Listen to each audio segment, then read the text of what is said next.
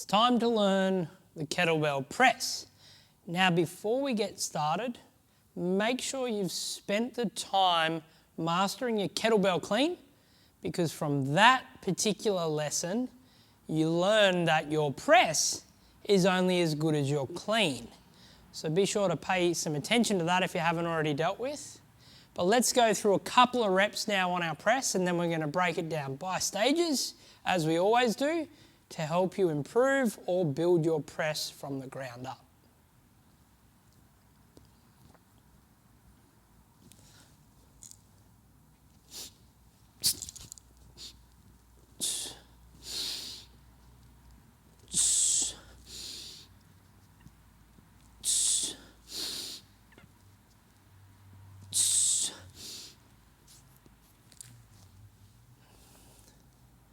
As simple as it might look, there's a lot going on.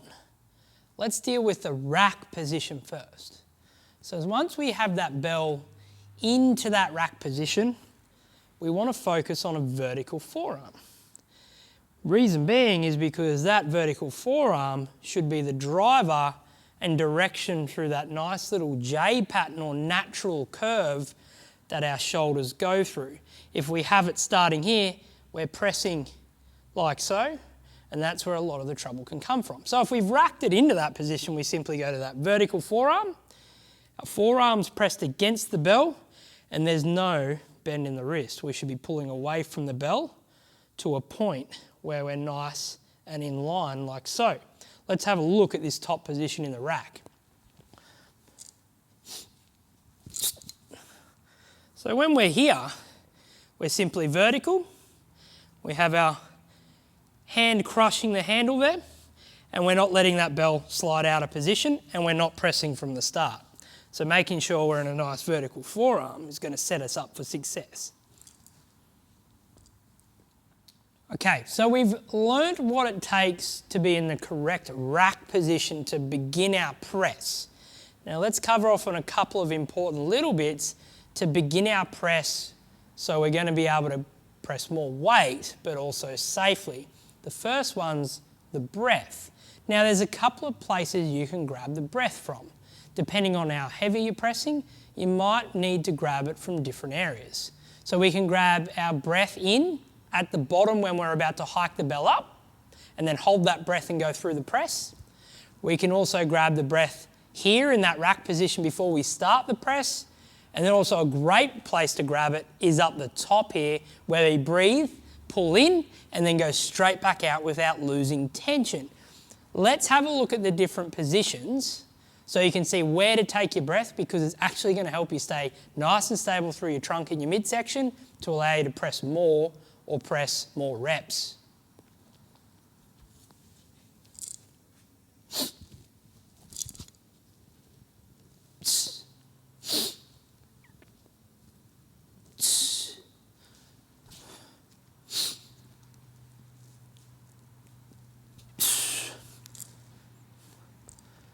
So as you can see, I grabbed that breath at the bottom in our hike position, held it and pressed. That allows us to keep our tension from that pop where we stay tight, and we press without losing any of that tension through there. Grabbing at the top allows us to pull down into the movement and drive up to that top and still maintain the tension here. Plus we also have a nice open chest to grab enough breath for the return. And then down here, if we're doing lots of reps at a lighter weight, we can simply grab our breath, stay tight, and press out of the rack. The next position is that J path. We talk about it, it should naturally follow from that rack in that vertical forearm position. That fist is going to be below chin level, and we're going to be following that natural J curve of our shoulders. That's something for you to find through easy pressing yourself. But we shouldn't be taking an overly wide press out like we traditionally see in dumbbell hypertrophy style workouts. We should be focusing on that natural path our shoulder wants to go. The next little tip we can use is crushing that handle. By trying to crush that handle, we're going to create tension to be able to drive through the movement. The other thing we can do is what's called a trigger. So on our spare hand, we can grab tension on our spare hand, which causes a principle called irradiation, which meaning by grabbing tension here, transfers more tension to here to press more. So staying tight all over as opposed to relaxed here will allow us to stay tight and press more effectively. Let's see how that all looks together.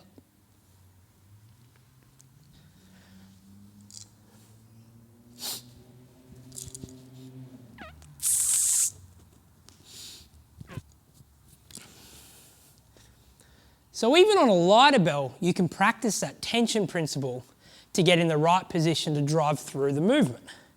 By using the trigger when you need it, it'll allow you to press through your sticking points at various stages through your press and allow you to bump up different sizes on your kettlebells. So we've practiced all of our cues with our triggers and our vertical forearm for our press. We might still be working on getting into that top position and then maintaining tension enough in the bottom to be able to return for multiple presses.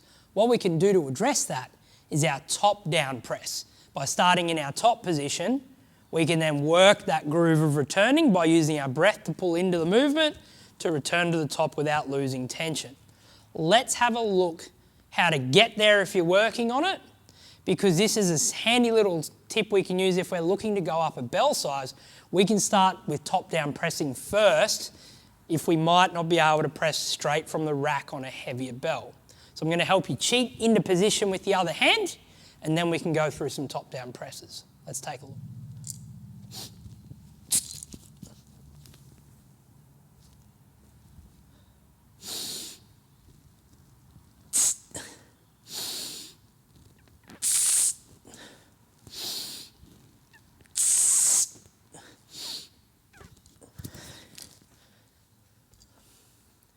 The same goes if we haven't really mastered our clean, we can use two hands to help us get up into the rack. But you can see I used my other hand to help get me in the overhead position, and then I was practicing those trigger and tension principles to maintain tightness. The more you get comfortable with practicing that at the lighter bell, the easier that next step up, because we usually deal in increments of 4 kilo increases, the easier that's going to be. Let's take a look now at double bell pressing. Now we focus specifically on single arm. What the double press is going to do is challenge your thoracic and shoulder mobility and stability.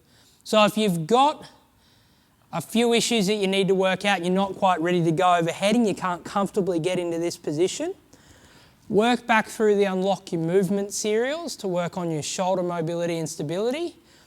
But once we get to the double press, you'll see the same principles apply. You can use that trigger principle on the other bell, and we've got various styles of pressing. So we'll go through some double presses, some alternate presses, just so you can see what that looks like when you've got both hands on the bell.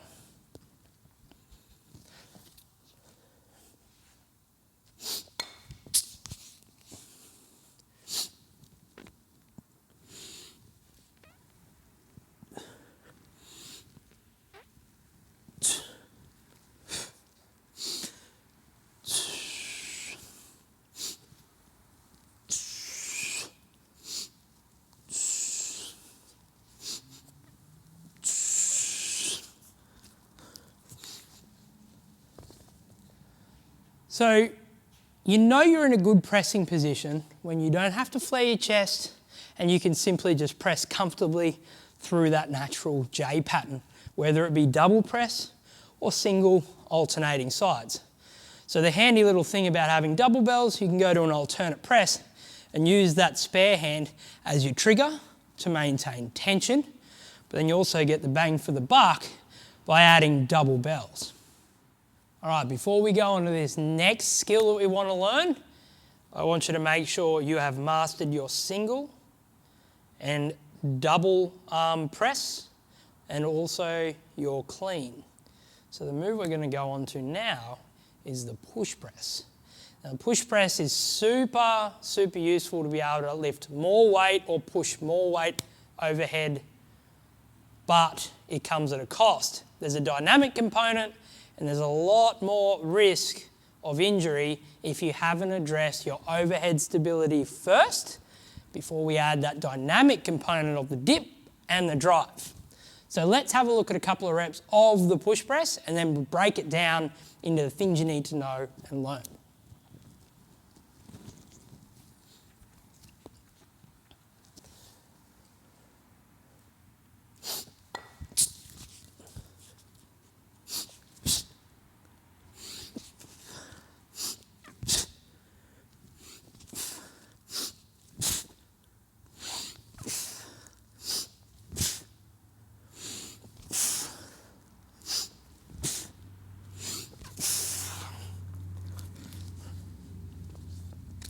So you can see there's that dip, which we'll go through what the components are in a second, and that drive into the top position.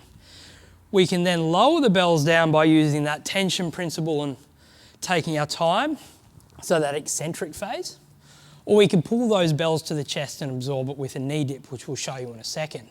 But let's cover off that dip and what people commonly do wrong when they're going for their push press. So with the dip, it's not a squat. Our bum doesn't go back. It's actually a knee dip. So we're actually leaning forward to drive through and pop to the top position. If we break at the hips, we then have those bells pulling us forward. So by breaking at the knees, we're in a position we can still drive. The dip's got to be fast. We don't want to be down here for ages, otherwise we lose that stored elastic energy. So it's that fast dip and drive. You'll also notice that your heels might come up off the ground when you first jump off the floor, and that's a good thing. You should be trying to jump as high as you can with the load that you have under control to make that fast jump and drive to the top. Otherwise we're going to be muscling or pressing those bells through the arms. But it's a dynamic move where we dip and drive. Let's have a look at the absorbing through the pull down into the rack, so then you can see it all together and the different variations you can use.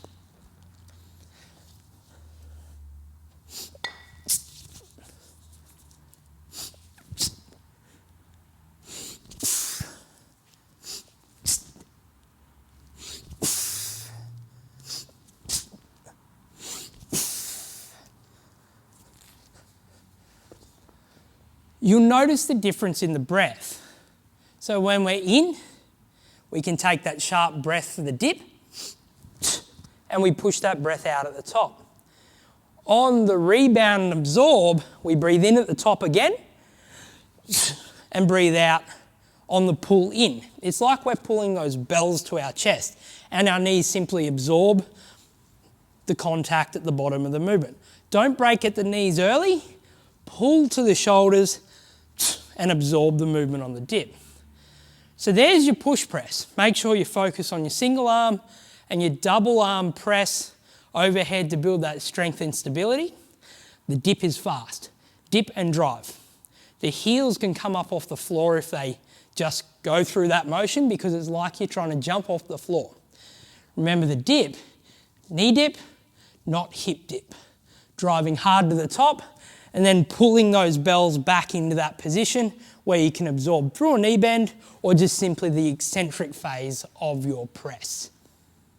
All right, so we've made it through single, double arm pressing. We've mastered our push press. Now it's time to learn the jerk. Now, with our jerk, we're putting another dip into the phase from our dip and drive from our push press. So it's dip, drive, dip. We can still use the same principle of the pull down and absorb through the knee bend, and everything else still remains the same, bar that dip and the catch. So dip, drive and dip. Let's take a look at a few reps so you can see the difference between the push press and the jerk.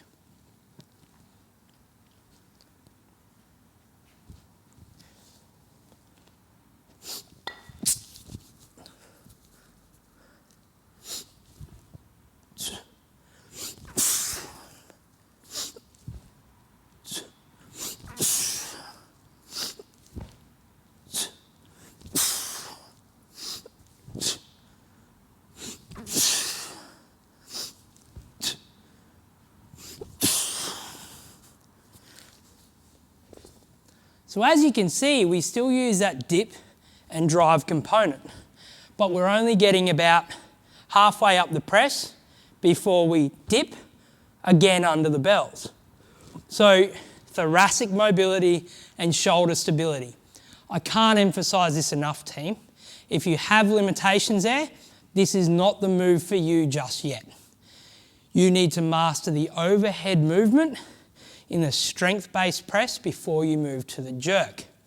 Let's look at a couple of drills we can use though to help improve our jerk once we're ready to learn it. First one's going to be the half jerk.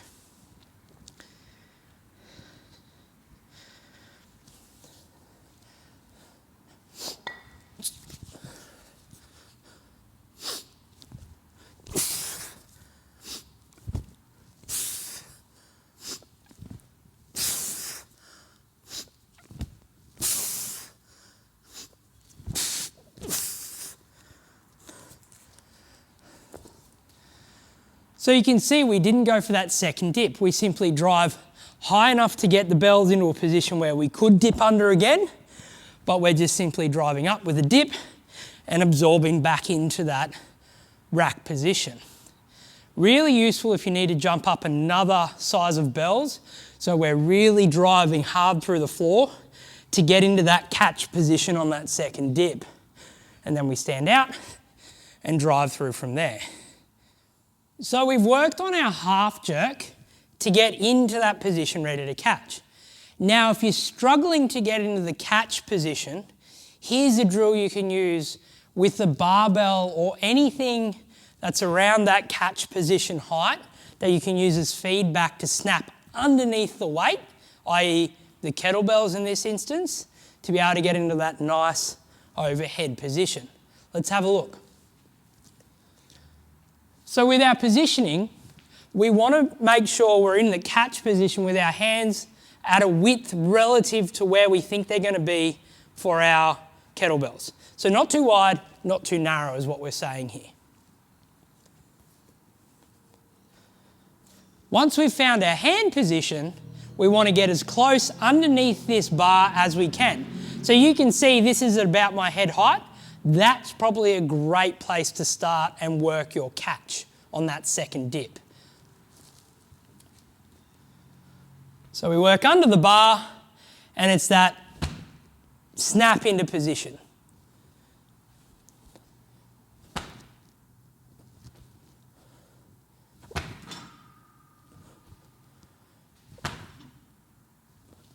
So the points we want to look at is that strong elbow lockout. So we've got a locked arm and that fast catch.